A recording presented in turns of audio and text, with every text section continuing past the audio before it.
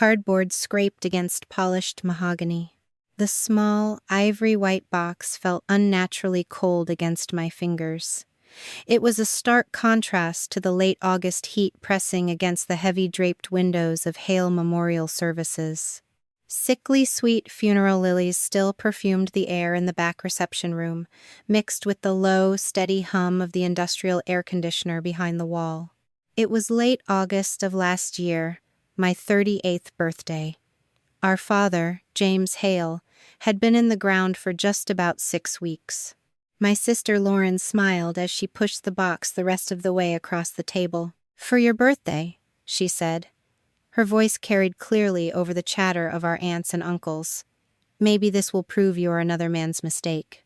Silence dropped over the room. Someone coughed in the corner. Not a single person in our extended family stood up to intervene.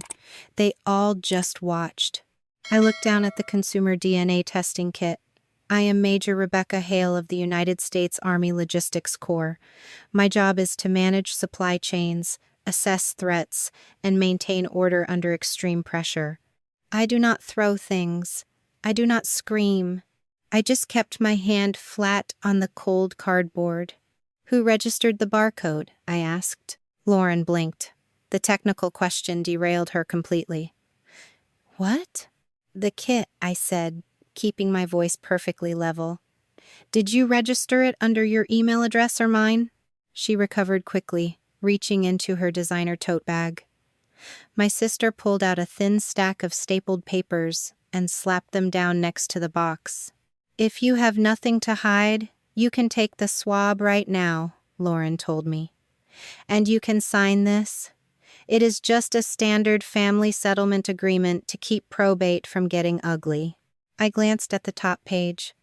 The legal language was dense, but the intent was obvious. It was a surrender of rights in exchange for a token amount of cash. She wanted me to walk away from the business our father had built. I picked up the small white box and the papers, tucking them firmly under my arm. "You bought the test," I told her. "You do not get to control what I do with the answer." I turned and walked toward the exit. I did not ask to be excused. The humidity hit me like a wet towel the second I pushed through the heavy glass doors. Gravel crunched fast behind me as I made my way to the parking lot. "You are really just going to walk away?" Lauren shouted. I stopped next to my car and turned around. I called him every Sunday. I paid for his in-home physical therapy out of my own pocket. Do not act like I was a ghost.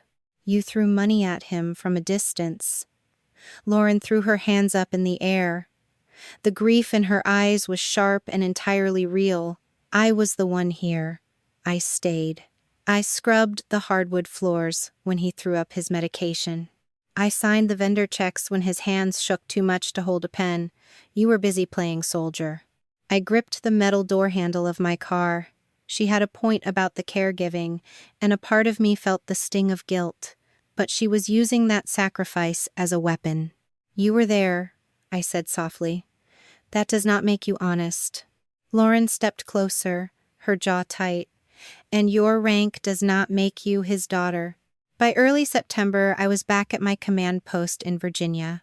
The early mornings carried a slight chill, but the afternoons still held that heavy summer heat. My office was a sanctuary of order. Supply chain reports and deployment schedules sat perfectly aligned on my desk. I changed out of my uniform and dropped the DNA kit into the bottom drawer, sliding it shut with a solid click. I did not throw it away.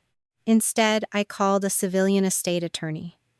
I had to keep this matter completely outside the military network, so I used my personal phone and called after hours. I explained the paperwork my sister had ambushed me with, describing the clauses over the line. "Do not sign a single page," the lawyer advised. "Consumer DNA does not determine your legal rights. If your father adopted you, or if he named you in a trust, that is what matters. The biology is just noise." I thanked him and hung up the phone. The word adoption sat heavy in my chest. I had never been told I was adopted. My mother died 8 years ago, taking whatever secrets she had to her grave. I sat alone in the quiet office, watching the dust motes drift in the afternoon light. I remembered being 19, standing in the hallway of the funeral home in my stiff new uniform. James Hale had stepped up, swatting my clumsy hands away to fix my tie himself. "A Hale finishes what she starts," he had told me, patting my shoulder. Had he said that to welcome me into the family, or to remind me that I was constantly auditioning for the role? I closed my eyes. The ugly truth was that a small part of me wanted to take that test just to prove Lauren wrong. I wanted the science to validate my place in the only family I had ever known. My personal phone buzzed on the desk, vibrating against the wood. It was an email from Daniel Mercer, my father's longtime estate attorney. The subject line read, "Notice of Trust Administration."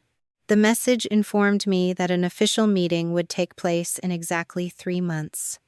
Daniel also explicitly warned me against signing any waivers Lauren might present. But it was the attachment that truly caught my attention. It was a digital scan of the exact settlement agreement Lauren had shoved at me. Daniel had pulled the document's metadata. The file had been created 2 weeks before my birthday. She had not bought the DNA kit on a whim, and she had not acted out of sudden grief. Lauren had drafted the surrender papers first, then planned the public humiliation to force my hand. I opened my desk drawer and stared at the white box. Then I looked back at the screen to read Daniel's final line. "Your father changed his trust 6 months before he died. Lauren does not know everything he changed." September mornings in Virginia always started with a crisp chill that burned off by noon, leaving a stubborn layer of heat trapped over the asphalt. Inside the main logistics center, the air conditioning fought a losing battle against the body heat of a dozen officers. I stood at the head of the conference table, watching a junior captain tap nervously at a projected supply route map. Captain Miller cleared his throat. He explained that a civilian contractor had missed 3 delivery windows for aviation fuel, and he was waiting to see if they would correct the issue before logging a formal complaint. I leaned forward, resting my palms flat against the cool laminate of the table. "Waiting is not a strategy, Captain. If a vendor misses a deadline, you create a paper trail immediately. You document the gap before it becomes someone else's story." The young officer nodded quickly, tapping his stylus against his tablet to make the note. My personal cell phone vibrated in my uniform pocket.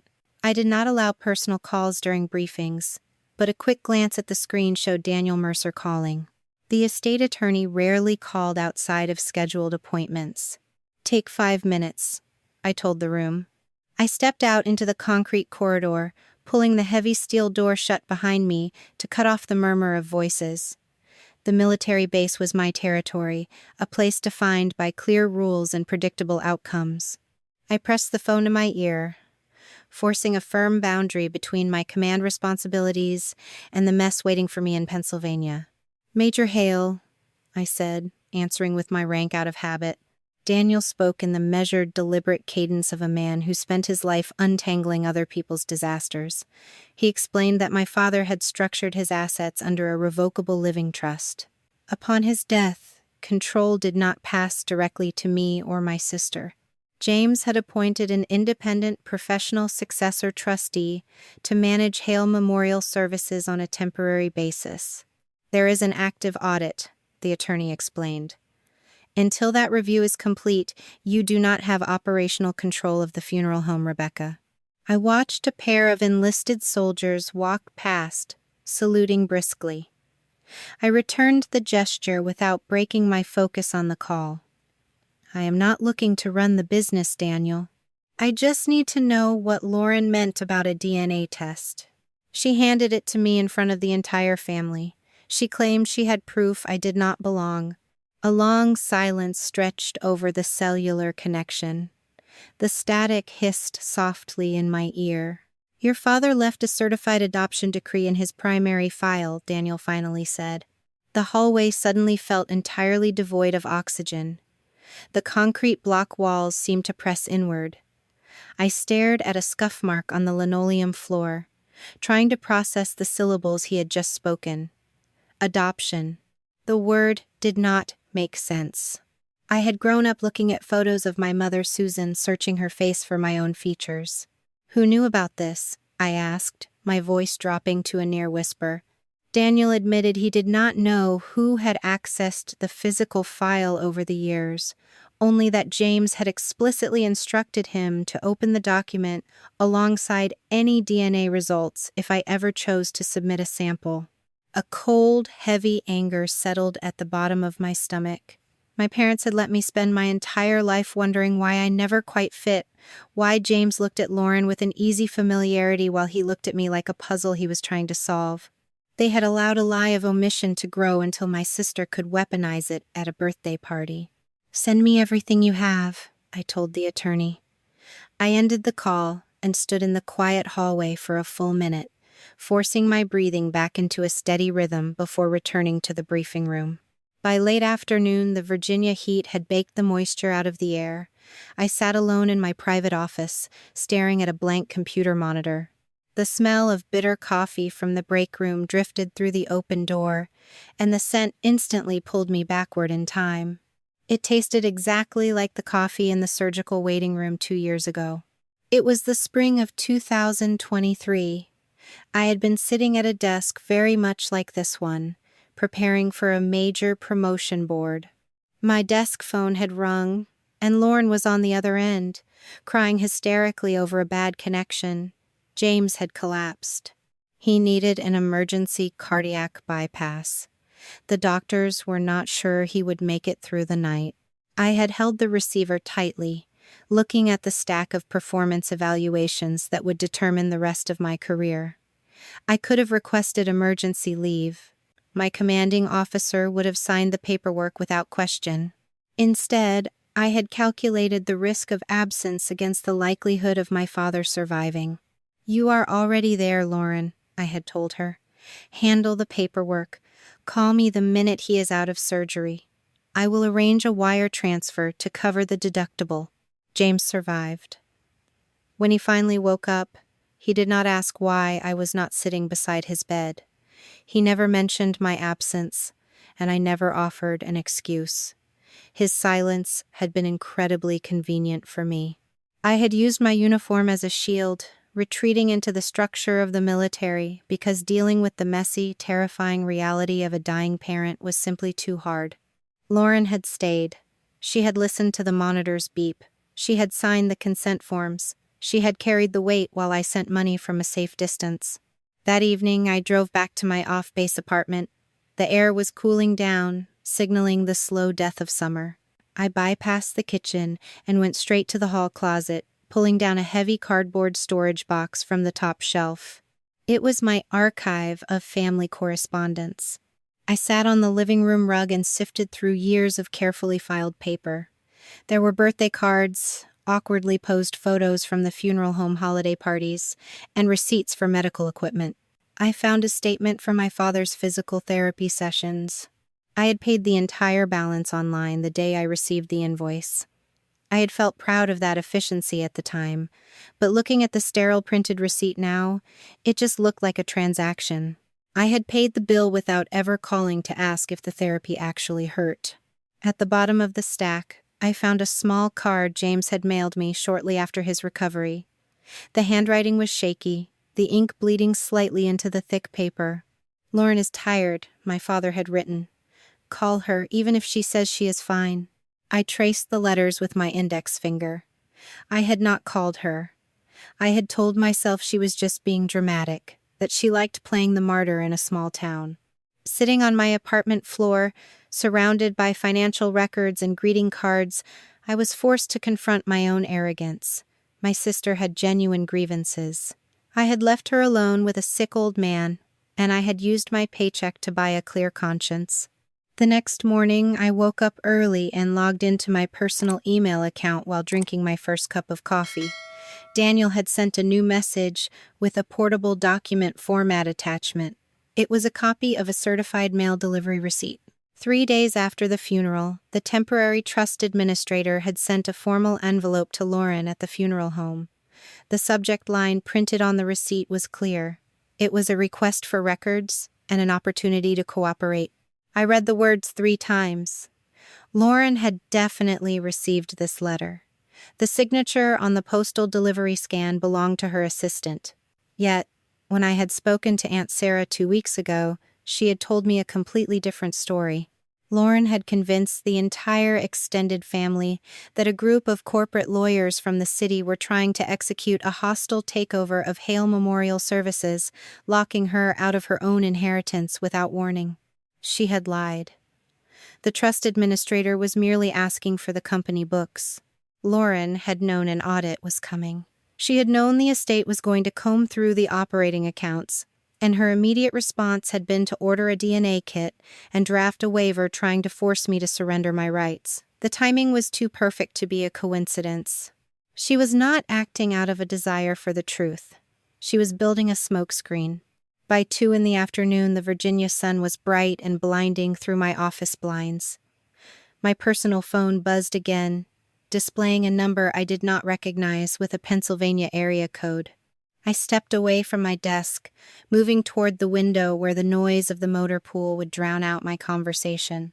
"Major Hale," a woman said. "My name is Nora Alvarez. I am the forensic accountant retained by the trust administrator."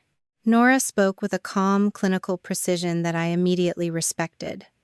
She explained that she had authorization to contact me regarding the initial phase of the financial review. She did not waste time with small talk. "We have identified several discrepancies in the pre-need funeral trust accounts," the accountant stated. "Families pay in advance, and the law requires those funds to be placed into a protected trust until the service is actually rendered. Some of those deposits were delayed, and the funds were moved through the main operating account instead." I frowned, watching a row of transport trucks line up outside the window. "Are you saying my sister stole client money?" "I am only confirming that the money did not follow the required regulatory path," Nora corrected me gently. "Motive is outside my scope right now, but I need to ask you a direct question. Did you ever receive personal disbursements from Hale Memorial Services?" "Never," I answered immediately. "I have not taken a dime from that business since I left for college." "I need you to check your email, Major." I walked back to my desk and refreshed my inbox. A secure message from Nora appeared. I clicked the link, entering the password she provided over the phone. A scanned image of an internal authorization form loaded onto my screen. It was a directive to transfer a significant sum of money out of the business operating account to an external vendor. "Look at the approval line," Nora instructed. I scrolled down. Below the typed explanation for the vendor payment was a digital signature stamp. It clearly spelled out Rebecca Hale, accompanied by my exact military contact number. "Someone used your name as a secondary authorizing officer," Nora explained softly. I checked the date stamped on the document. It was from a Tuesday in November of last year. On that exact date, I had been running a large-scale deployment exercise in a completely different time zone. I had not answered a single civilian phone call, and I certainly had not logged into a funeral home accounting system. My sister had not just ambushed me with a DNA test to hurt my feelings. She had forged my signature to move money she was not supposed to touch. By the second week of October, the trees along the Pennsylvania Turnpike had turned the color of dried blood and burnt copper. The morning air held a dry, biting cold that slipped through the vents of my car, forcing me to turn the heater up a few degrees. I had submitted a formal request for ordinary leave, stepped away from my command duties in Virginia, and driven straight back to Greystone. I parked behind Hale Memorial Services, cutting the engine and listening to the metal tick as it cooled. The funeral home looked exactly the same as it had during my childhood. White columns supported a wide porch, and heavy velvet curtains completely blocked the large bay windows from the street. I stepped out onto the gravel lot. I had deliberately chosen to wear a plain gray wool sweater and dark slacks, instead of my uniform. Wearing my rank into a civilian dispute felt like a misuse of authority, and I needed the staff to see me as a family member rather than a military officer arriving to issue orders. The heavy glass back door yielded with a familiar click. The immediate smell of the hallway was a complicated mixture of lemon furniture polish, old coffee, and the faint, unavoidable trace of aggressive floral air fresheners used to mask the scent of embalming chemicals. A few staff members stood near the break room. Their conversation stopped the moment my shoes tapped against the hardwood floor. They exchanged quick, guarded glances. Lauren had already spent the last few weeks telling them I was planning to sell the business to a corporate conglomerate, and their posture made it clear they believed her. I walked past them without forcing a greeting and stopped in front of the large corkboard hung outside my father's old office. Dozens of photographs were pinned to the cork. They captured years of community service and local business banquets. Lauren stood next to James in nearly every single frame. She was there handing out scholarships, cutting ribbons at the town hall, and serving food at the community holiday dinners. I found myself in exactly 2 pictures near the bottom corner. In both images, I was standing stiffly in my dress uniform, smiling rigidly for the camera before returning to the airport. "She was always here," a voice said from the doorway. Miriam Cole stood holding a stack of laminated service folders. The 59-year-old bookkeeper had worked for my father since I was in middle school. Her gray hair was pulled back into a severe bun, and her knuckles were white from gripping the folders so tightly. "I know she was," I replied, keeping my voice low. Miriam stepped into the office and motioned for me to follow. The space was cramped, lined with metal filing cabinets, and smelling strongly of ink cartridges. She walked over to the corner and pointed to a folded canvas cot tucked between 2 storage boxes. "Your sister slept on that cot for 3 weeks straight last year," the bookkeeper stated.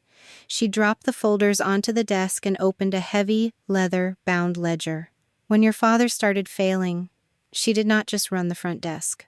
She took the overnight shifts waiting for the transport team, and she handled the embalming coordination while trying to manage his physical therapy schedule."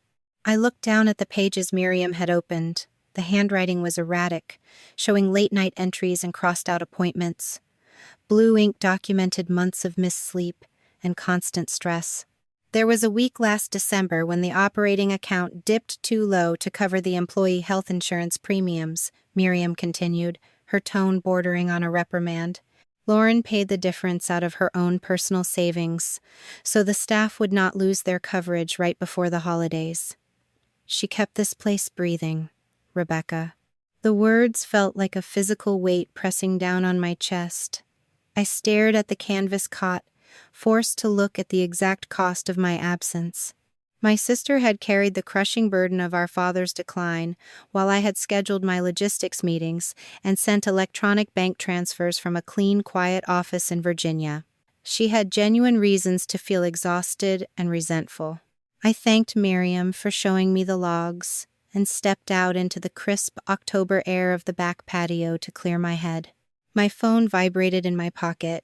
Nora Alvarez, the forensic accountant retained by the trust administrator, was on the line. "Have you reviewed the scanned authorization I sent you last month?" the accountant asked.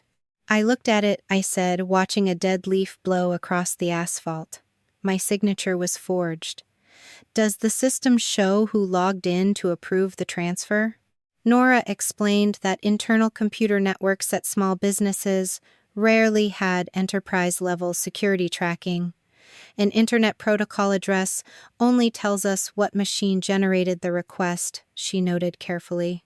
"The logs show the approval came from the main reception computer which your sister used daily, but it is also a shared machine. Anyone could have sat down at that keyboard. We need to track the actual flow of the money to prove intent." "Then stop the money," I ordered. My military training kicked in, overriding my hesitation. When a supply chain was compromised, the standard operating procedure was to freeze all movement until the leak could be identified and sealed. I told Nora to contact the temporary trust administrator immediately and put a hard stop on all non-essential outflows from the operating accounts. "Are you sure about that, Major?" Nora asked, a note of warning in her voice. "This is an active service business, not a holding company." "Do it," I insisted. "We lock the accounts down today." It was the worst mistake I could have possibly made. By 2 o'clock that afternoon, the funeral home lobby was in a state of quiet, suffocating panic. I stood near the front reception desk, listening to the frantic ringing of the multi-line telephone system. A woman in a heavy black coat stood by the front doors. Her hands trembled violently as she clutched a crumpled tissue. She was the daughter of a client whose viewing was scheduled for 4 o'clock. The wholesale florist had just called her directly, informing her that the massive casket spray she had ordered was not going to be delivered. The funeral home's payment had been declined by the bank. "I do not understand," the woman sobbed, looking at Miriam. "We paid for those flowers 3 days ago. My mother loved hydrangeas. Why is the florist saying our check bounced?" Miriam looked at me, her eyes wide, with a mixture of fear and accusation. The staff payroll checks were also scheduled to clear at midnight, and the bank freeze meant every single employee was about to get a notification of insufficient funds. I had treated a delicate community service like a military warehouse, completely ignoring the human collateral. The heavy oak doors of the chapel swung open, and Lauren marched into the lobby. She did not even look at me. She went straight to the grieving woman, wrapping an arm around her shoulders in a practiced, comforting embrace. "I am so incredibly sorry," my sister murmured, her voice steady and warm. "There was a clerical error with our new bank system. Please sit down in the parlor. I am calling the florist right now, and I will pay for the hydrangeas with my personal credit card. They will be here before the viewing starts." The woman wept with relief, allowing Lauren to guide her into the quiet parlor. When my sister emerged a few minutes later, the warmth had vanished entirely from her face. She walked over to the reception desk and glared at me. "You have no idea what you are doing," Lauren hissed, keeping her voice low so the staff would not hear the venom. "You come back here in your civilian clothes, pretending you care about this family, and you nearly ruin a grieving woman's last memory of her mother just to prove a point. You are a disaster, Rebecca." She turned on her heel and walked into the back office to fix the florist issue. I stood in the lobby, the heat rising in my cheeks. She was absolutely right. I had acted recklessly. I walked out to my car, dialed Daniel Mercer, and explained what I had done. The estate attorney did not offer an for all service cannot be paused like a disrupted supply convoy, Rebecca. You are not the operator. You cannot make unilateral financial decisions without anticipating the collateral damage. "Tell the administrator to lift the general freeze," I said, gripping the steering wheel. "Ask them to establish a brand new protected operating account today. Move enough cleared funds into it to cover this week's payroll and all existing vendor commitments. We will hire an interim manager to sign the checks, but the daily services cannot be interrupted again." Daniel agreed to process the request. I walked back inside the building and went straight to the break room. Miriam and 3 other staff members were sitting at the small round table, drinking coffee in tense silence. I stood in the doorway, ensuring they all had a clear view of my face. "The freeze on the payroll account was my error," I told them simply. "It was an overly broad directive, and it caused unnecessary panic. A new account is being funded right now, and your paychecks will clear tonight. I apologize for the disruption. I did not offer any excuses about audits or stolen funds. I did not mention Lauren. I just owned the mistake and walked away. A leader takes the blame, and I needed them to know I was capable of admitting when I was wrong." An hour later, I met Nora at a small diner 3 blocks away from the funeral home. The sun was beginning to set, casting long shadows across the cracked vinyl booths. The accountant opened her laptop and turned the screen toward me, shielding it from the rest of the room. "I pulled the vendor files you requested before the freeze went into effect," Nora said, tapping her finger against a spreadsheet. "I found the external account that received the forged transfer." I leaned in, scanning the lines of data. The payee was listed as Pierce Family Consulting. "Who is Pierce?" I asked. "I ran the corporate registration," Nora explained. The consulting firm is a limited liability company. It was registered 13 months ago. The primary business address matches a residential apartment on Elm Street. I knew that address. It was Adam Pierce's apartment. My sister's boyfriend had been receiving thousands of dollars from the funeral home operating accounts. Lauren claimed Adam occasionally helped with community outreach and marketing, Nora continued, pulling up a digital scan of a printed invoice. She told the trust administrator that your father verbally approved a monthly retainer for his consulting services. I stared at the invoice on the screen. The document looked highly professional, listing vague line items for care coordination and digital strategy.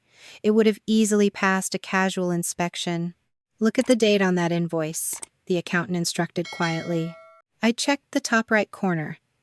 The billing date was from the second week of April.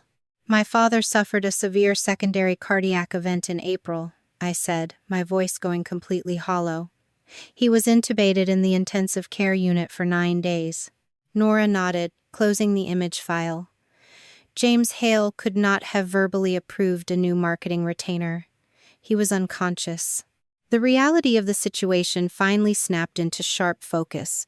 My sister had genuinely sacrificed her time and energy to care for our father. She had slept on a canvas cot and kept the business running. But somewhere along the line, that valid sacrifice had mutated into a justification for theft. She had created a fake vendor, used her boyfriend's apartment as a front, and forged my name to bypass the dual approval system. "How much did Adam take?" I asked, bracing myself for the total. Nora highlighted the final line of the ledger, her expression perfectly neutral. "That is the interesting part, Major. The money went into the consulting account, but it did not stay there."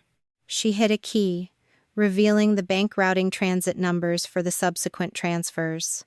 3 days after Pierce Family Consulting received the largest payment, Nora said, 80% of those exact funds were wired directly into a private checking account. The account is solely registered to Lauren Hale. Late November brought a bitter, freezing rain that stripped the final dead leaves from the Pennsylvania oaks. Exactly 3 months had passed since my 38th birthday.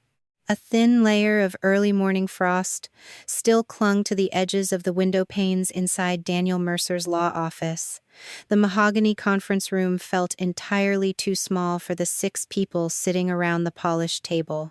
I sat on one side, keeping my hands folded loosely in my lap. Lauren sat directly across from me. Adam Pierce sat beside her, wearing a suit that looked brand new, while a high-priced estate litigator anchored her other side.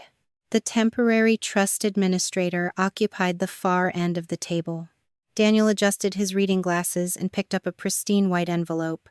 I had signed a medical release authorization 2 weeks ago, directing the independent civilian laboratory to send the DNA test results directly to this office. No one had opened the seal. "We are here to formally review the estate planning documents of James Hale," Daniel began, his voice calm and measured. "Before we review the trust, Major Hale has requested that we read the results of this genetic screening into the record." Lauren leaned forward and rested her elbows on the table. A tight, confident smile played at the corners of her mouth. She had waited 90 days for this exact moment. Daniel broke the seal, sliding a single sheet of paper onto the wood surface. He scanned the text quickly before looking up. "The laboratory analysis confirms that Rebecca Hale and Lauren Hale share maternal deoxyribonucleic acid," the attorney stated flatly. "However, the paternal markers do not match. The subjects are maternal half-sisters." My fingernails dug into the fabric of my slacks. The sterile, clinical words echoed in the quiet room. My sister had been right. Biology had finally drawn a hard line between us, and a heavy, suffocating silence followed the revelation. Lauren let out a soft breath, and her smile widened into something resembling victory. "Well," Lauren said softly, "I suppose that settles the question of who actually belongs to this family." I did not flinch, and I did not look away from her. I forced my breathing to remain steady, refusing to give her the satisfaction of seeing the crack she had just put in my foundation. "It settles a biological question," Daniel corrected her mildly. He set the lab report aside and picked up a thick manila folder secured with a heavy string tie. "It does not settle the legal one." The attorney opened the folder and extracted a document printed on heavy, yellowed stock paper. A raised notary seal caught the overhead light. "This is a certified step-parent adoption decree," Daniel explained, handing a copy to the trust administrator before sliding another across to Lauren's lawyer. "James Hale legally adopted Rebecca when she was exactly 1 year old. He petitioned the court, completed the required background checks, and swore under oath to assume all paternal responsibilities." The confident smile vanished from my sister's face. She snatched the paper from her attorney and scanned the paragraphs. I stared at Daniel, struggling to process the information. My father had known. He had always known we did not share blood, yet he had gone into a courtroom and deliberately chosen to claim me. A second document slipped from the folder, and Daniel handed it directly to me. It was a handwritten letter on personalized stationery.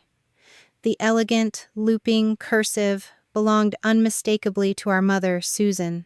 I read the short paragraph in silence. Susan wrote that she had begged James to seal the adoption records.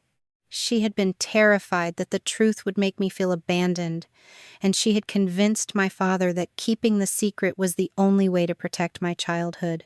A fresh wave of anger washed over me, completely eclipsing the shock of the DNA results. My parents had stolen my right to understand my own identity. They had built a fragile glass house of omission, leaving me to constantly wonder why James held me at a slight distance, while providing Lauren with the perfect weapon to humiliate me 3 decades later. "A piece of paper from 30 years ago does not change the reality of this situation," Lauren argued. Her voice rose, taking on a sharp, defensive edge. "I am his only biological child. I am the one who stayed here and bled for his business. James would never hand my legacy over to someone who simply shares a mother." Daniel folded his hands over the manila folder. James updated his revocable living trust 6 months before he passed away. "We will now review the distribution of the primary estate." The room grew incredibly still. Adam shifted uncomfortably in his chair, and the leather creaked loudly. "Major," Daniel said, looking directly at me, "your father left everything to his only." The attorney paused for a fraction of a second, letting the words hang in the cold air of the office. "Daughter he could still trust," Daniel finished. Lauren exhaled sharply, her face draining of all color.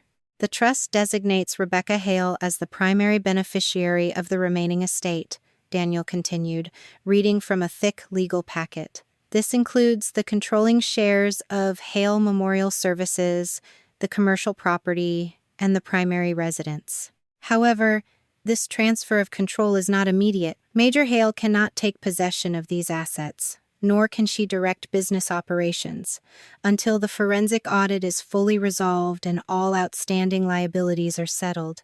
I sat perfectly still. I did not smile, and I felt absolutely no sense of triumph. A dark, ugly part of my mind wanted to interpret the trust as proof that James loved me more, but the reality felt much heavier. He had not chosen me because I was the perfect child. He had chosen me because he caught my sister stealing, and he needed someone disciplined enough to clean up the wreckage. The inheritance was not a trophy. It was a massive, complicated burden. "That is fraudulent," Lauren snapped, pushing her chair back from the table. Rebecca manipulated him. She sat on her military base and worked him over the phone, feeding his paranoia while I was the one keeping him alive. Her lawyer placed a warning hand on her arm, but Lauren shook it off. "We are contesting this," she declared, glaring at Daniel. "My father was sick. He was heavily medicated for his heart condition.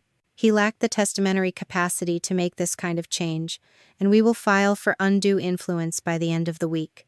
Daniel did not look surprised by the threat. "You have every right to utilize the legal process, Lauren. I must inform you, however, that your father anticipated a contest. The trust amendment was executed in the presence of an independent attorney, and the file includes a contemporaneous competency evaluation signed by his primary cardiologist. He knew exactly what he was doing.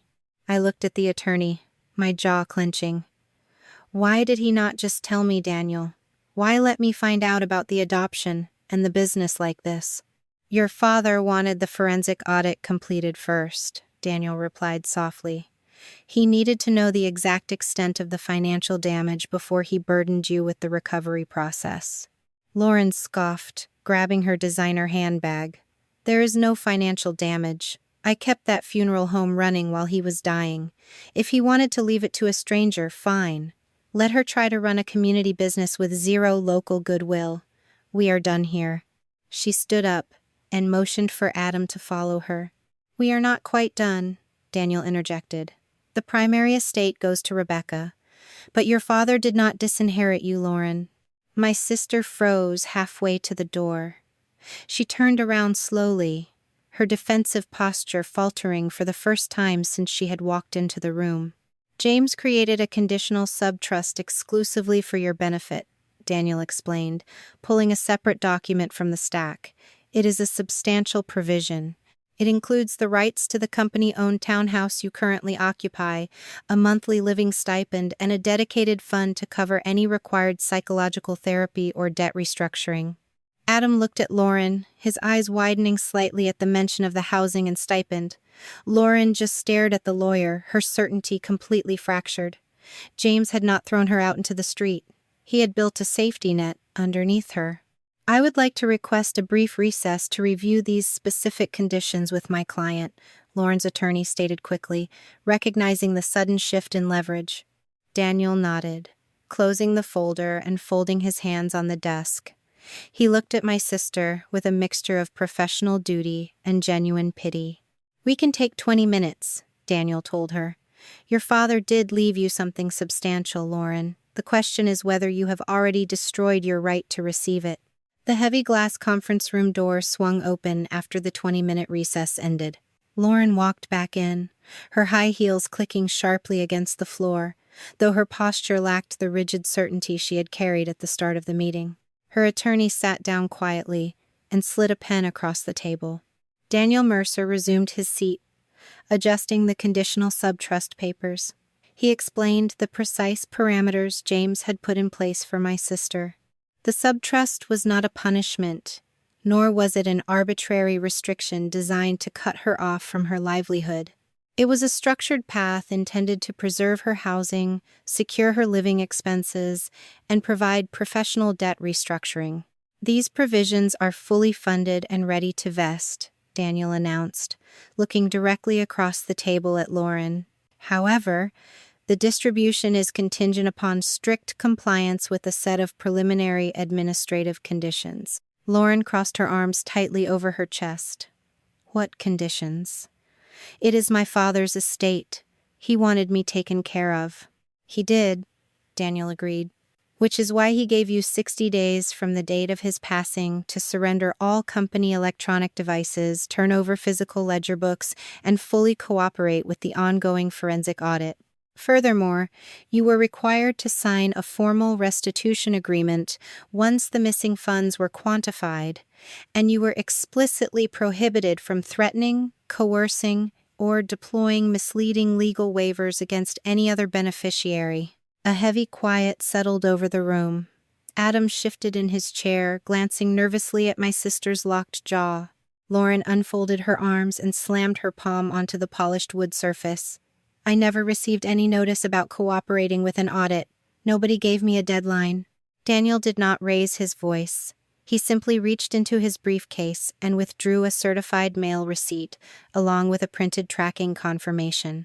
The funeral home received this formal demand 3 days after the memorial service, Daniel stated, sliding the paperwork toward her lawyer. The delivery log includes a digital signature and an acknowledgement timestamp from your administrative assistant. Furthermore, our records show you opened a secure email containing the exact same notice on that exact afternoon. Lauren's lawyer picked up the delivery confirmation, scanned the signature block, and quietly lowered his pen. He turned his head to look at my sister. "Did you read this email, Lauren?" her attorney asked in a low, tight whisper. "I get hundreds of emails a day," Lauren snapped, her voice pitching up in panic. "I do not click on every corporate notice sent by some lawyer from the city." Daniel ignored her denial and pulled out a final set of comparison documents. He placed a printed metadata sheet beside the family settlement agreement Lauren had shoved at me on my birthday. "The timeline tells a very clear story," Daniel continued steadily. "You received the formal notice demanding company records on a Tuesday. 2 days later, you generated this family settlement waiver, designing it to force Major Hale into signing away all her rights to the estate in exchange for a fraction of her legal share. You packaged that waiver alongside a consumer DNA kit, intending to use the shock of a family secret to bypass legal scrutiny." I watched my sister's face. The defiant anger began to crack, replaced by the cold realization that her manufactured narrative was falling apart under the weight of simple chronology. She had not been blindsided by the rules. She had tried to outrun them. "This is a manufactured trap," Lauren whispered, shaking her head. "My father was manipulated. He was old, and he did not know what he was signing." "The conditions of the subtrust were explicitly tied to your cooperation, Lauren," Daniel reminded her calmly. "Because you chose to conceal records, withhold company property, and deploy coercive waivers against the primary beneficiary. The prerequisite conditions of the subtrust have been officially breached. The subtrust does not vest." The blood drained entirely from Lauren's face.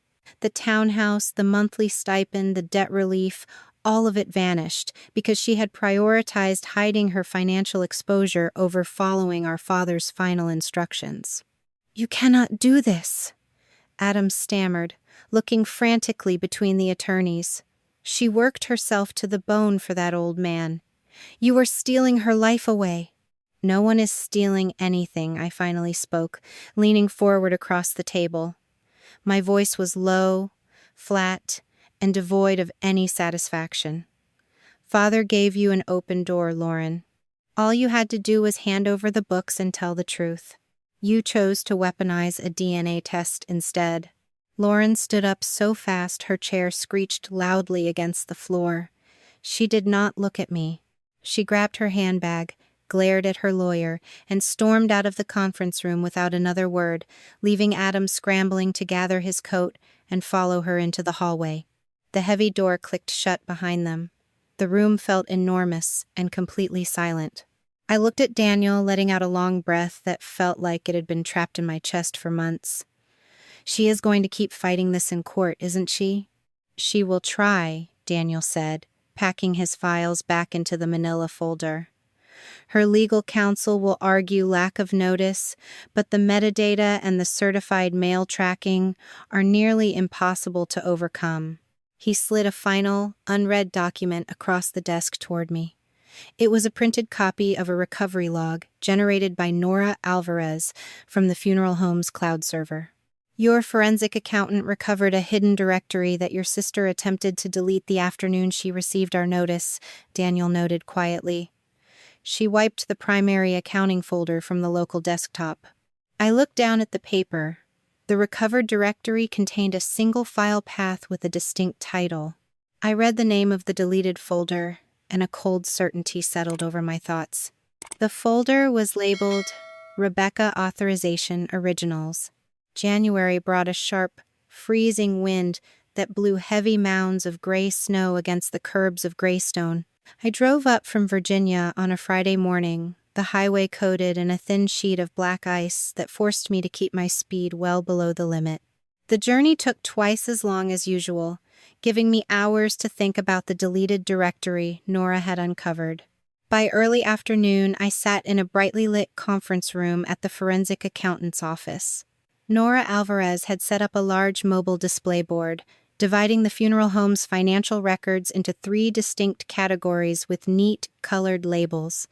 Nora pointed a laser pen at the first section on the left.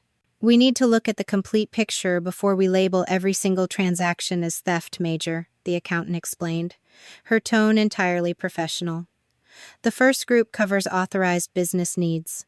These are legitimate operational expenses, payroll, and direct supply purchases that kept the doors open during your father's final months. I leaned forward, studying the columns of figures. The entries included standard utility payments, wholesale casket invoices, and employee wages. I recognized several names on the payroll list. Nora moved her laser pointer to the middle section. The second group consists of unauthorized but family-related expenses. This is where your sister crossed the line into operational rule-breaking without approval. These funds paid for your father's specialized in-home nursing care equipment and emergency medical bills when insurance delayed coverage. A tight knot formed in my stomach. I remembered my initial anger when Nora had first mentioned the missing money. I had wanted the audit to validate my pure rage, painting Lauren as a common criminal from day one. But looking at the itemized medical bills, I had to confront my own confirmation bias. She used company funds to pay for his oxygen tanks and nursing care, I said quietly, watching the dates align with the worst weeks of our father's illness. She did, Nora confirmed. The initial transfers were a panicked response to a cash flow crisis. The business was struggling, and she needed immediate liquidity to manage his care. But then she crossed into the third category. The accountant slid the laser dot to the final section on the right. Concealed personal benefit, Nora read aloud. This is where we find the credit card payments for luxury retail items, a lease on a brand new SUV, and fully funded vacation packages. And, of course, the ongoing payments routed through Pierce Family Consulting. The fake vendor invoices followed a strict, repetitive pattern.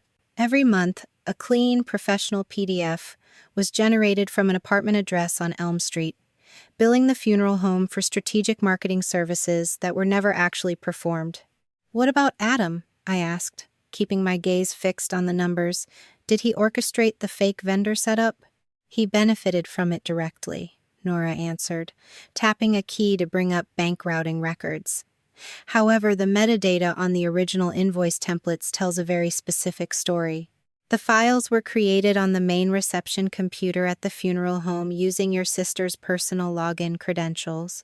Furthermore, digital communication recovered from external storage shows. Lauren drafted the exact wording of the invoices and emailed them to Adam with instructions on how to sign and return them. Adam may have been a willing participant, but Lauren was the architect. She had engineered the entire financial diversion, taking a moment of genuine caregiving panic and turning it into a systematic embezzlement engine. Nora minimized the spreadsheet and opened a secure document file. Lawyers representing Adam Pierce contacted our office late last night. They provided a formal compliance package containing all records in his possession. Inside that digital package was an exported chat log extracted from Adam's personal phone. The messages had been sent by Lauren just 2 days before my birthday. I read the text on the screen, the words sharp and cold against the bright background. "Once Rebecca sees she isn't his, she'll sign whatever I put in front of her. Then the business stays with the daughter who actually stayed." The messages removed any lingering doubt about her motivation. The DNA kit was never about truth, and the waiver was never about keeping probate simple. It was a calculated coercion tactic designed to strip me of my inheritance by exploiting my deepest lifelong fear. I thanked Nora, gathered my coat, and walked out to my car. The interior was freezing, but I left the engine off for a long moment. I pulled out my personal phone and dialed Lauren's direct number. I did not call to trap her into a confession, and I did not call to gloat. She answered on the third ring. Her breathing was shallow, the sound of her apartment television humming softly in the background. "What do you want, Rebecca?" she asked, her voice tight with exhaustion. "I looked at the audit breakdown today, Lauren," I said, keeping my tone steady. "I saw the entries for Father's medical equipment and the early payroll transfers.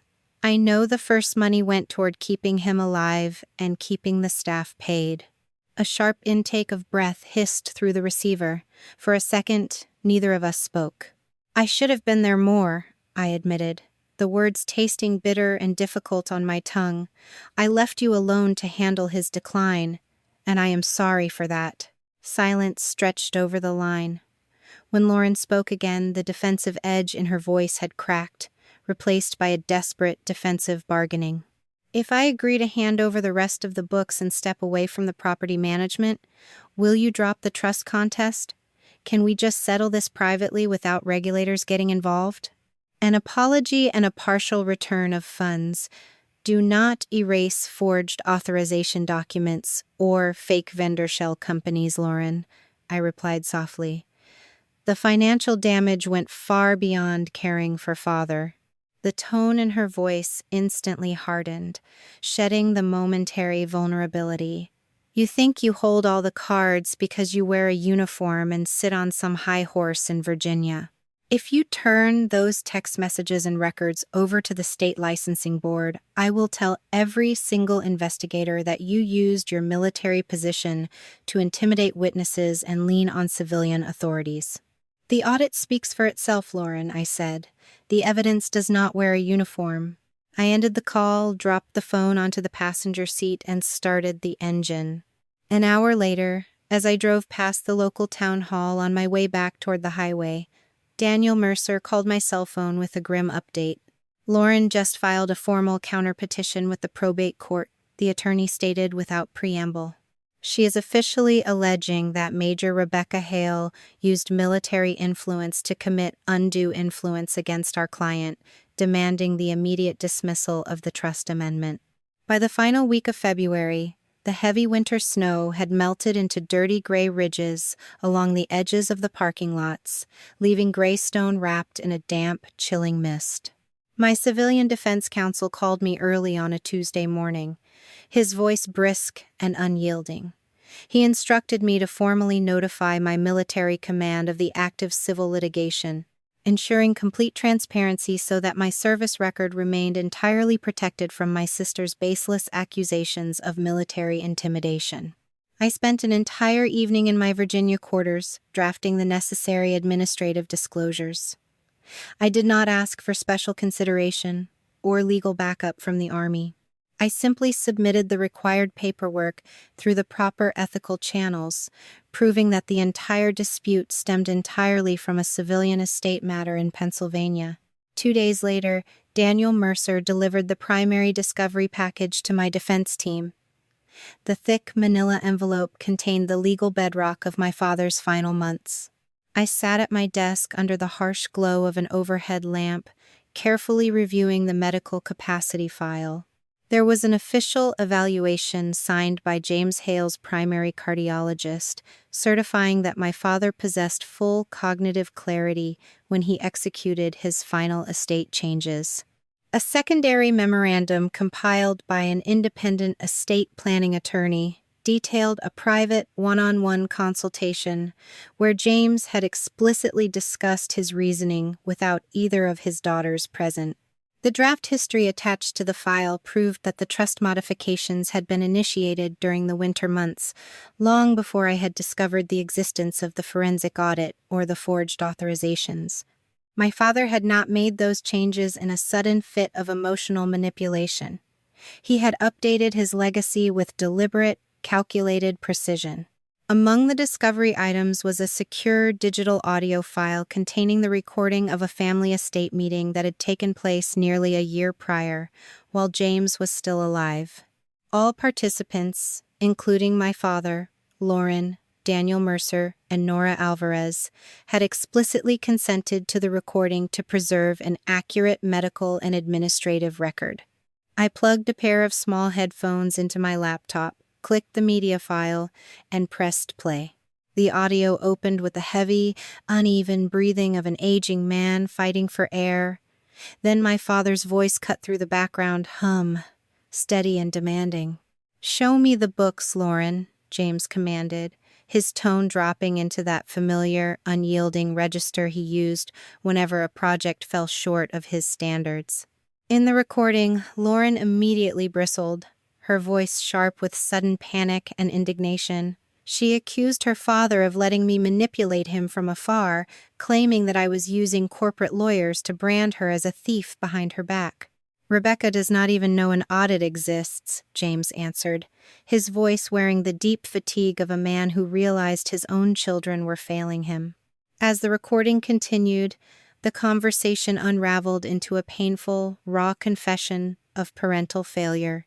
James explicitly acknowledged that he had spent years holding Lauren up to an impossible standard, constantly measuring her efforts against my military achievements while failing to provide fair compensation or emotional validation for her endless caregiving labor.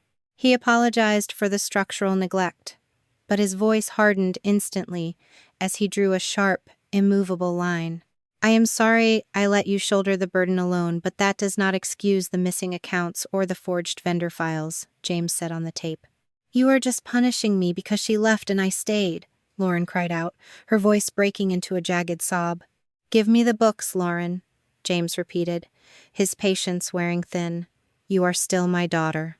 Not if you leave her the company, Lauren fired back, the mask dropping completely. The recording fell silent for a heavy, suffocating beat before my father delivered his final, devastating verdict. Then this was never about being my daughter, James said, his voice flat and profoundly disappointed. It was about owning what I built. The audio file ended abruptly with the sharp snap of a heavy door slamming shut and the sound of footsteps rushing down a hallway. I pulled the headphones off, pressing the heels of my hands against my burning eyes.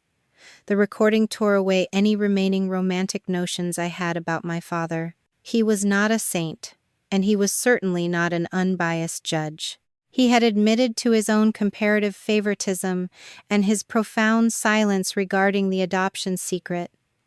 He had understood that his emotional distance had fueled the bitter rivalry between us. Yet, he had still expected us to act with basic integrity. Daniel had included one final handwritten document at the very bottom of the discovery box. It was a personal letter addressed directly to me, written on the same heavy stationery our mother used to use. James had never mailed it. I unfolded the paper, tracing my father's familiar, looping handwriting in the quiet room. Rebecca, he had written, choosing you as the primary beneficiary of the business does not mean I loved you more, and it does not mean your sister loved me less. I chose you because I knew you possessed the emotional discipline to step back, look at the systemic structure, and hire professional management instead of trying to use the funeral home as proof of your own worth. Your mother and I made a grave mistake hiding the adoption from you, fearing it would break your heart.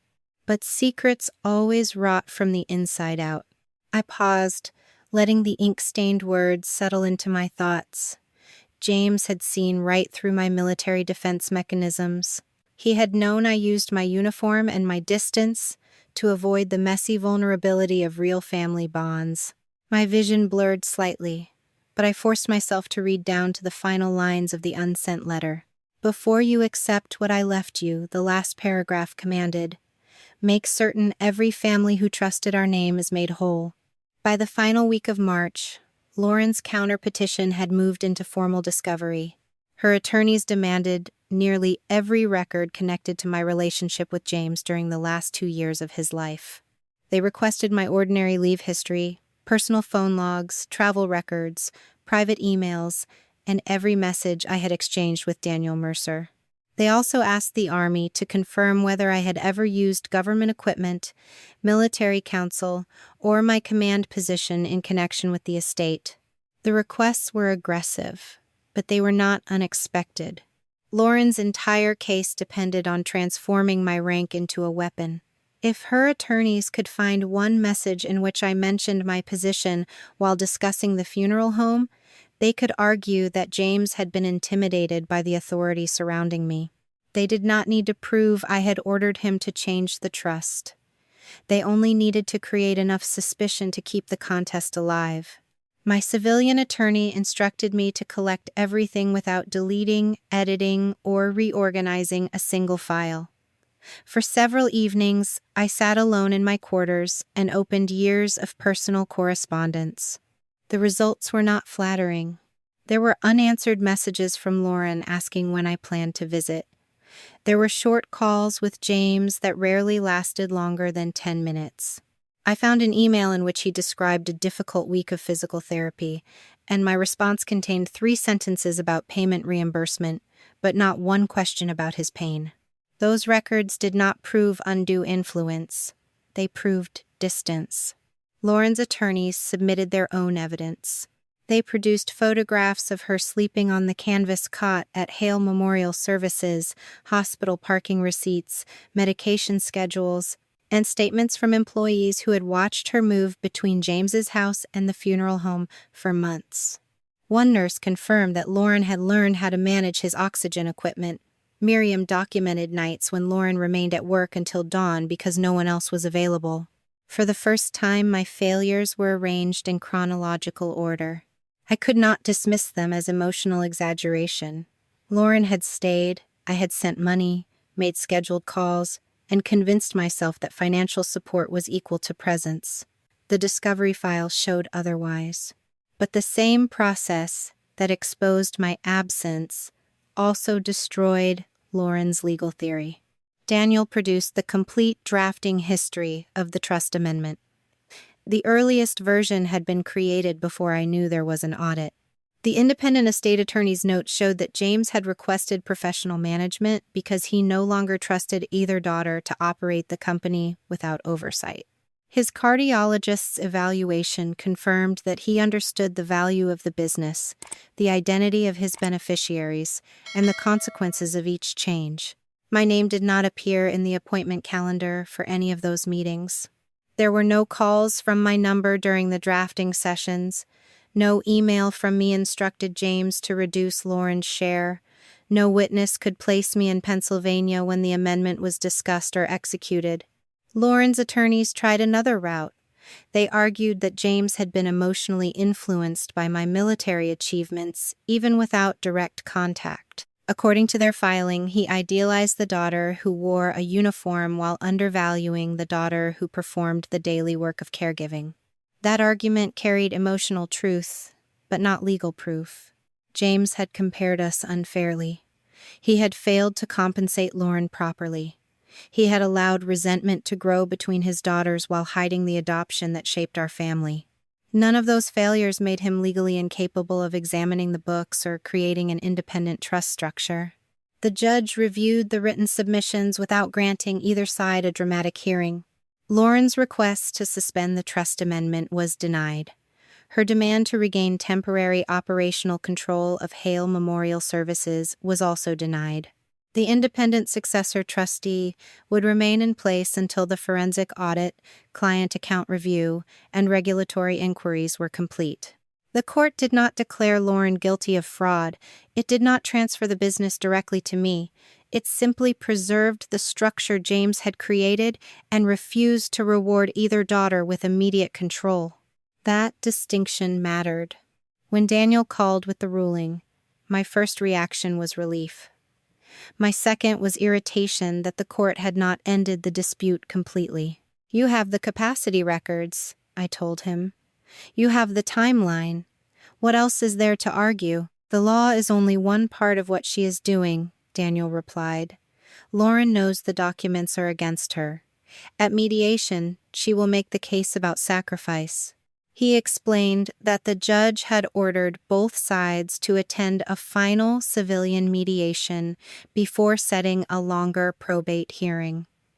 Lauren's attorneys would place her caregiving at the center of the room. They would describe every hospital night, every missed meal, and every business crisis she handled while I remained in Virginia. Then they would ask why the daughter who stayed should lose everything to the daughter who left. I looked down at the discovery files spread across my desk. For most of my adult life, I had answered difficult questions by becoming more precise. I corrected facts, organized evidence, and turned emotion into a problem that could be managed. My uniform gave that instinct an honorable shape. But Lauren's strongest accusation was not false. He had left. The false part was her belief that my absence gave her permission to forge documents, conceal money, and frighten me into surrendering my legal rights. If I walked into mediation trying to deny the first truth, no one would hear the second. By the time Daniel ended the call, cold rain had begun tapping against the dark office windows. I gathered the photographs, hospital statements, and unanswered messages into one file. I placed the capacity evaluations, trust drafts, and audit timeline into another. One file contained the daughter I had failed to be. The other contained the choices Lauren had made after that failure. I would carry both into the room. By the second week of April, I was ready to stop defending myself against the truth. By the second week of April, heavy spring rains had washed away the last traces of winter slush, turning the Pennsylvania clay into a thick, clinging mud. A civilian mediation session had been scheduled at a neutral conference center outside Greystone, serving as the final preliminary step before the probate court would hear arguments on the trust contest. The room smelled faintly of industrial carpet cleaner and stagnant humidity. On one side of the long wooden table sat my civilian defense attorney and me. Across from us sat Lauren, her face drawn and tight, flanked by her own high-priced legal counsel. Lauren's lawyer opened the proceedings by arguing that my absence during our father's final decline constituted a deliberate abandonment of family responsibility. He asserted that James had been subjected to undue influence and military intimidation while isolated from his true caregiver. Major Hale used her position and distance to manipulate an aging man into altering his lifelong legacy, Lauren's attorney stated firmly, pointing a polished pen across the table. She was completely absent when my client washed his floors and sat by his hospital bed. To hand the business over to someone who barely visited is an insult to the community James served. The mediator looked across the table, turning his gaze toward me. He asked if I wished to address the claims regarding my physical absence from Greystone during the critical months of our father's illness. I could have leaned on my uniform. I could have explained the demands of my logistics command, the strict operational timelines, or the rigid deployment schedules that governed my military life. It would have been easy to hide behind the honorable shield of national service. Instead, I kept my hands flat on the table and looked directly at the mediator. Everything my sister's attorney just said about my absence is true, I told the room, my voice steady and unhurried. Lauren blinked, her expression shifting from aggressive certainty to momentary confusion. Her lawyer opened his mouth to interrupt, but I held up a hand to keep speaking.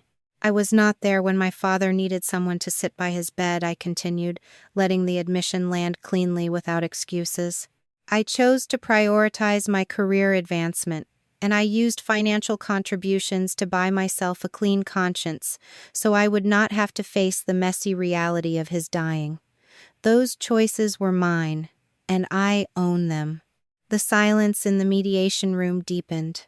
By stripping away my defenses and refusing to argue against the truth of my absence, I dismantled the entire foundation of Lauren's emotional narrative.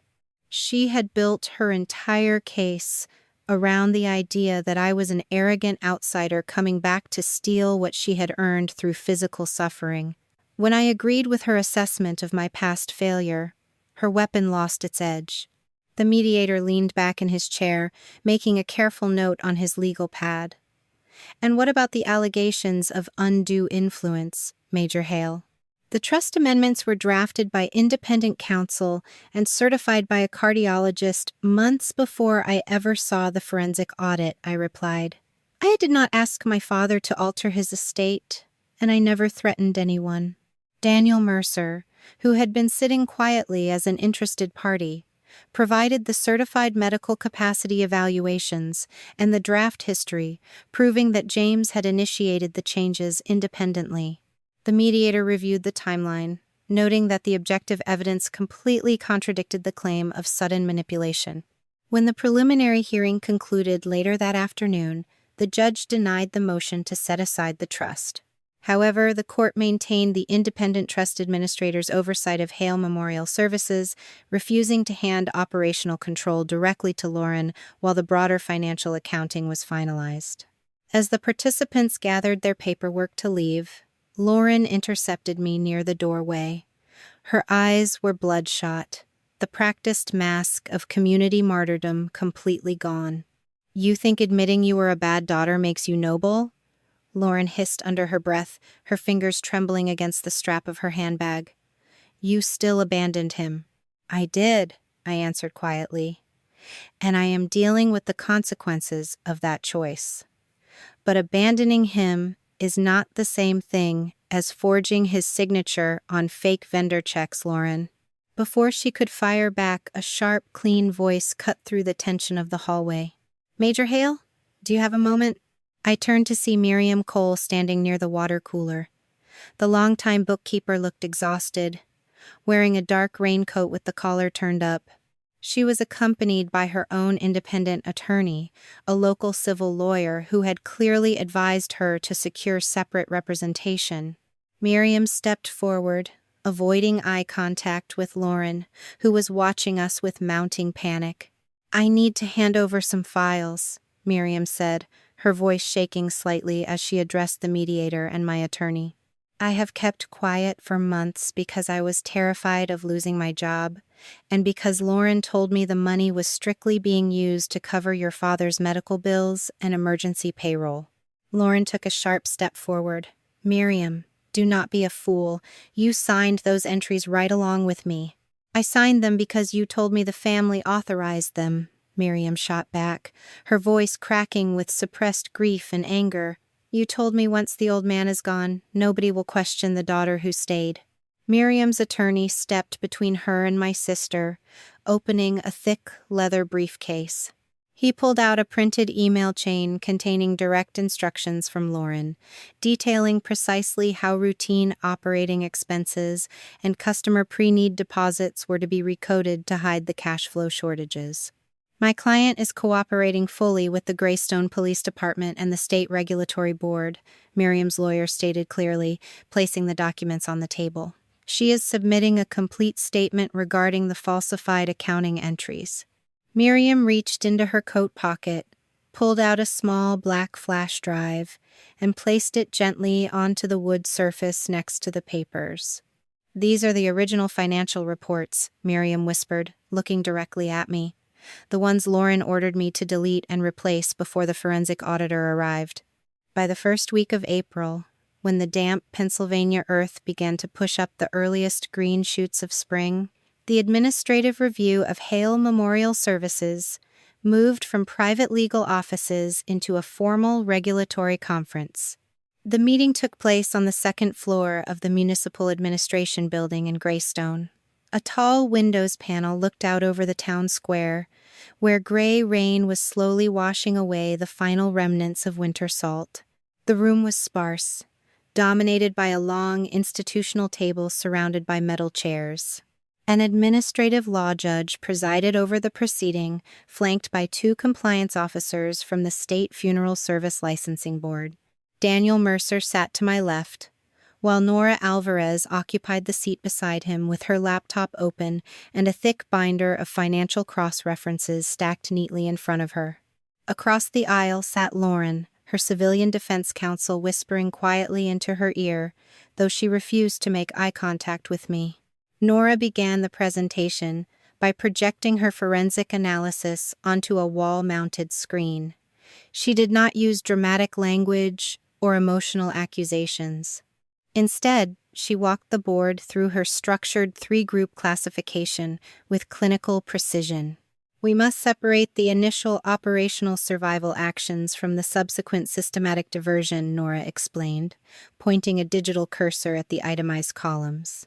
She formally verified for the record that the earliest disputed withdrawals, those executed 14 months prior, had indeed gone directly toward meeting emergency payroll obligations and securing essential medical equipment for James Hale during his acute health crisis.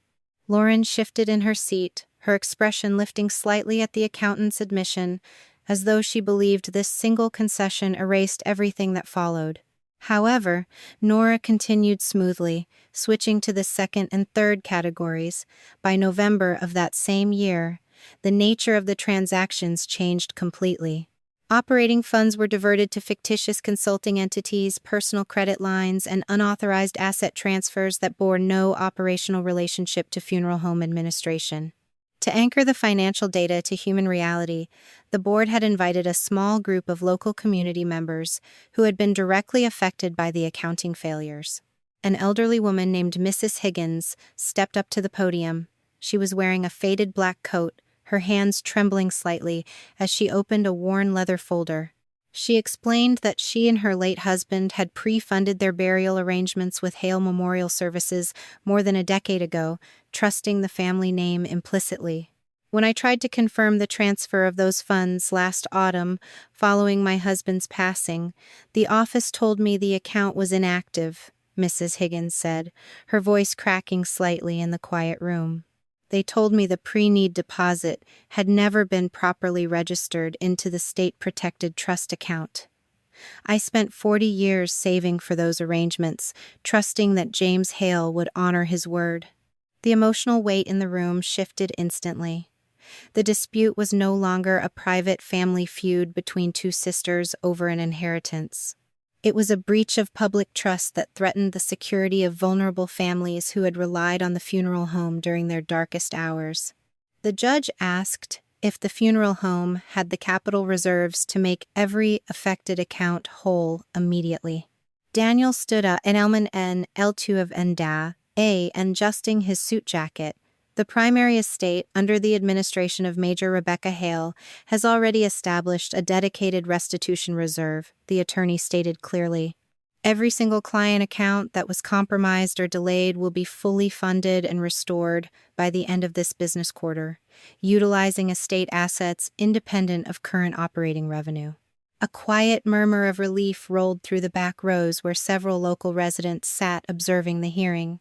Next, Nora introduced the digital audio recording of the estate meeting from the previous year, playing only the precise sequence where James demanded the books and Lauren defended her control over the enterprise. The filtered sound of my father's tired, demanding voice echoed off the institutional walls. "Show me the books, Lauren," James's voice commanded through the speakers. Then the room listened to Lauren's own recorded words, rejecting her father's oversight, followed by my father's ultimate verdict declaring that the enterprise was never about family devotion, but about ownership. When the audio stopped, the mask of the devoted, misunderstood caregiver dissolved completely.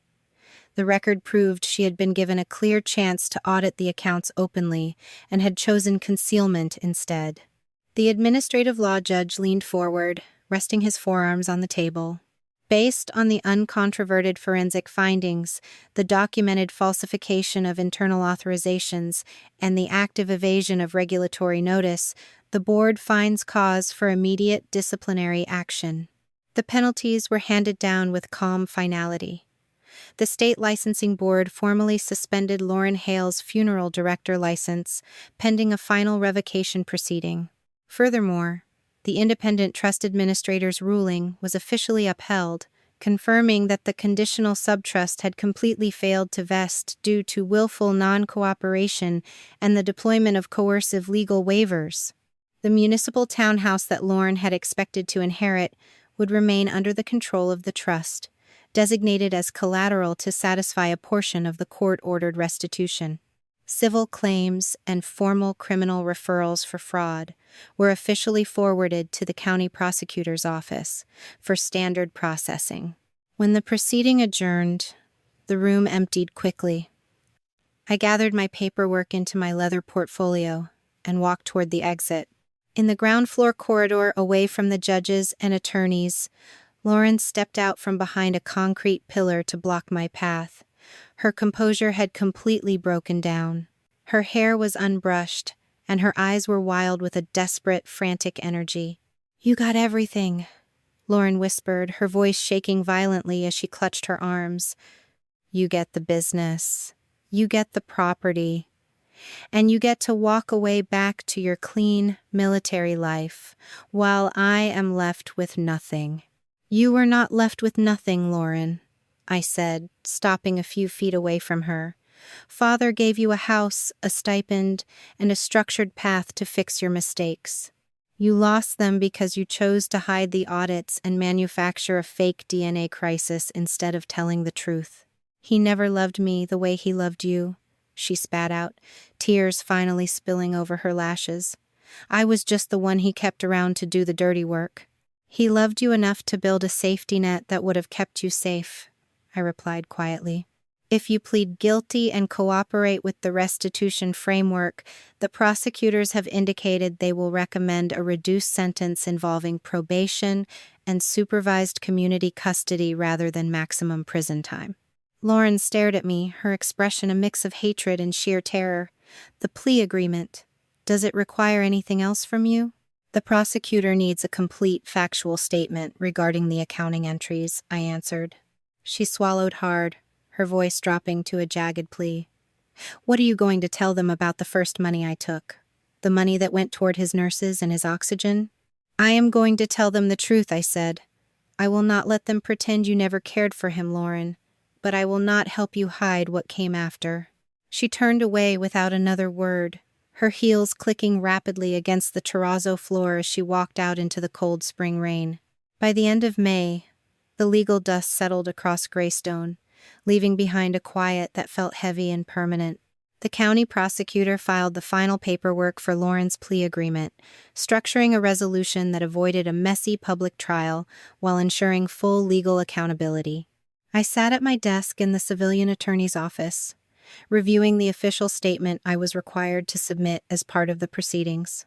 My defense counsel had drafted a clean, formal document, but I crossed out several paragraphs and rewrote them by hand.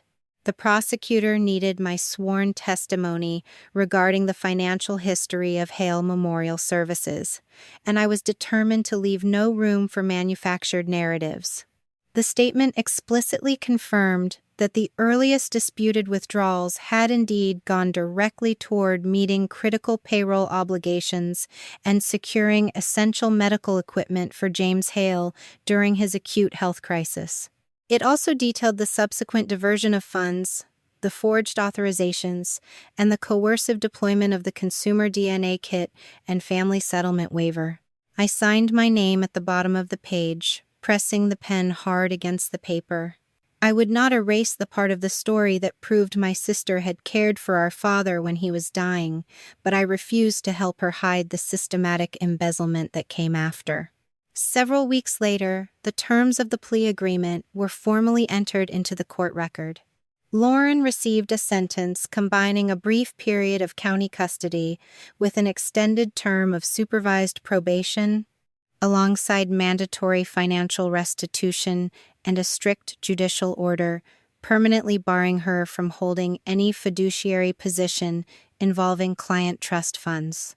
Because of the state licensing board's final action, her funeral director license was officially revoked, severing her professional ties to the industry entirely. The municipal townhouse she had expected to inherit was sold through the trust administration, with the proceeds applied directly toward funding the restitution reserve required to make every compromised pre-need client account completely whole. Her personal vehicle was liquidated, and the remaining debts tied to the fake consulting entities were restructured under court supervision. However, the separate, small psychological treatment fund that James had quietly established years prior remained untouched by the estate claims. It was a dedicated, non-transferable resource reserved strictly for her ongoing medical and mental health care, ensuring that even in his absence, our father provided for her actual rehabilitation rather than her financial ambitions. With the primary estate liabilities resolved, I turned my attention to the future of Hale Memorial Services. I had no intention of leaving my military career to become a small-town funeral director, nor did I want to sell the historic establishment to a faceless corporate conglomerate. Instead, following the explicit guidance left in my father's unsent letter, I retained professional management to oversee the daily operations. I then restructured the corporate framework, transferring controlling operational shares to an employee ownership trust based on an independent fair market valuation. The loyal staff members who had kept the doors open through years of stress were suddenly partners in the enterprise, securing their livelihoods without sacrificing the legacy James had spent decades building. The physical office space required its own quiet reckoning. On a rainy Tuesday afternoon, I walked through the quiet administrative rooms of the funeral home, sorting through decades of accumulated family history. I found the framed portraits of Susan and James hanging in the main hallway. Instead of leaving them in the primary reception area, where they could serve as corporate symbols of power and authority, I carried them back into the small, private archive room. They belonged with the quiet paperwork and the old ledgers, not on the walls where people came to mourn.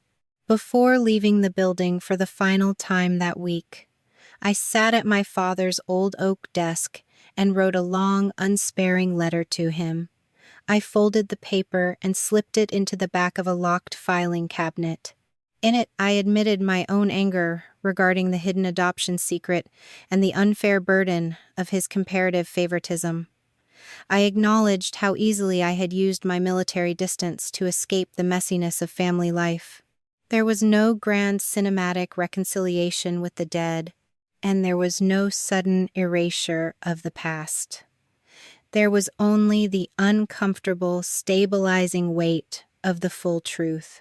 A few days after I returned to my command post in Virginia, a standard manila envelope arrived through the Postal Service.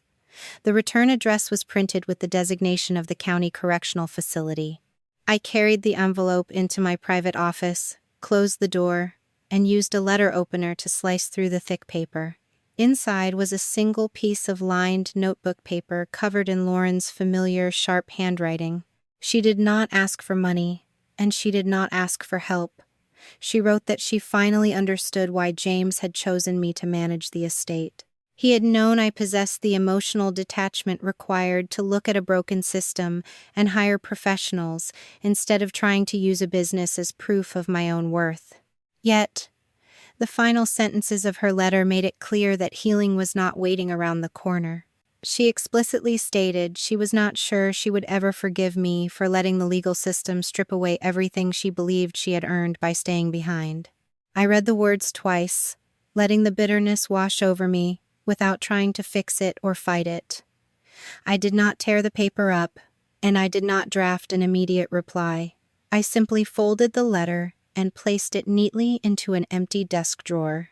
The future of our relationship remained entirely unwritten, but for the first time in my life, the silence between us was not built on a foundation of hidden secrets.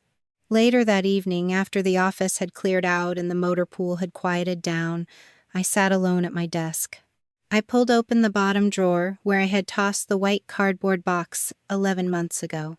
Inside sat the consumer DNA testing kit Lauren had weaponized on my birthday, alongside a printed copy of the laboratory report and the certified adoption decree that had completely rewritten my identity.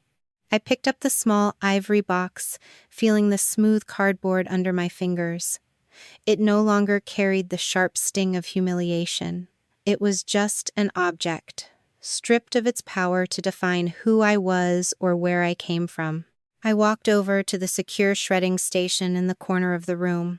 I fed the laboratory printouts and the adoption documents into the industrial crosscut machine, watching the mechanical teeth pull the paper down in steady, rhythmic strips. Then I dropped the empty ivory box into the recycling bin. My father had not become my father because of a microscopic strand of shared biology, and he had not chosen me because of a bloodline. He had chosen me because when the books were finally opened and the wreckage was laid bare, I had refused to turn away from the responsibility. When you spend your entire life measuring your worth by the distance you put between yourself and your roots, you risk missing the hard truth that love is never a prize awarded to the one who runs the furthest, nor is it a debt paid off by the one who simply stays behind. True family is not forged by the silent convenience of a shared bloodline or the comfortable illusions we construct to protect ourselves from uncomfortable truths, but rather by the deliberate, everyday choices we make to face accountability when the books are finally opened and the wreckage is laid bare. You might spend decades believing that your achievements, your professional rank, or your physical absence can shield you from the messy vulnerabilities of the people who raised you, but secrets always rot from the inside out, and avoiding the conflict only hands someone else the weapon to use against you later. When someone mistakes physical sacrifice for absolute ownership and turns genuine caregiving into a system of quiet entitlement, they destroy the very safety net they claim to be protecting. You cannot weaponize your own endurance to justify betrayal, and you cannot let the fear of not belonging make you sign away your right to the truth. Integrity means standing firm when the pressure is highest, refusing to use facts as ammunition to crush someone else, but equally refusing to let misplaced guilt force you into carrying a financial or moral burden that belongs entirely to someone else's choices. Real accountability requires us to look past our own confirmation biases, acknowledging our own past avoidances without taking on the blame for crimes we did not commit. It demands that we hold the line for those who trusted our name, ensuring that justice is measured and institutional rather than driven by petty vengeance or emotional cruelty. Have you ever found yourself hiding behind distance or professional obligation to avoid a difficult conversation with the people who raised you, only to realize that the silence ended up costing you far more than the truth ever would? What does family truly mean to you when the legal papers are signed and the past is finally forced into the light?